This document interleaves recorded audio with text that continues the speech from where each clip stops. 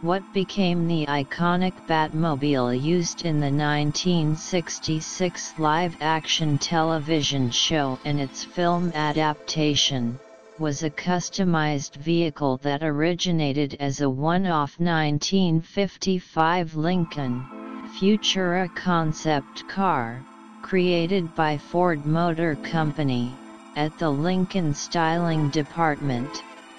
In 1954, the Futura prototype was built entirely by hand, at a reported cost of $250,000.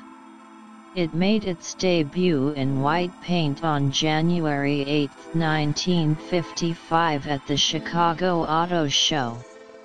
In 1959, sporting a fresh red paint job, the Futura was featured in the film It Started With a Kiss, starring Debbie Reynolds and Glenn Ford. Custom car builder George Barris was trying to get Hollywood's attention with the Futura, which he had purchased from Ford. Aside from its 1959 film appearance, the Futura had been languishing in his Hollywood shop for several years. With only 3 weeks to finish the Batmobile, Barris decided that, rather than building a car from scratch, it would be relatively easy to transform the distinctive Futura into the famous crime-fighting vehicle. The car was painted gloss black with fluorescent cerise stripes. Barris retained ownership of the car, estimated to be worth $125,000 in 1966 dollars, leasing it to 20th Century Fox and Greenway Productions for use in the series.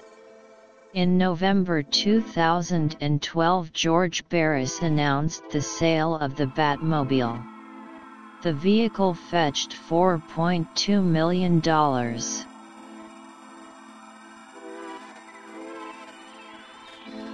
The Batmobile. Aside from being like the coolest looking car ever conceived, why would a middle-aged man have such an infatuation and affection for this vehicle?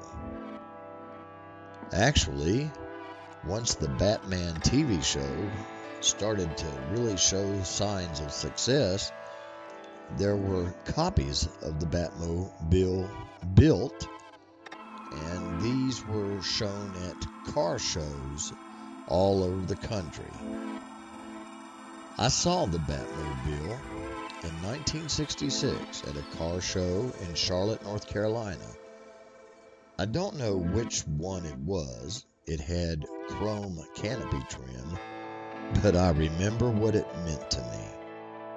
I was 6 years old and had been hyped for weeks that my dad was going to take me. That day, Dad had to work late, and we arrived at the car show late. There was the Batmobile, covered completely with a canvas tarp. I was so disappointed.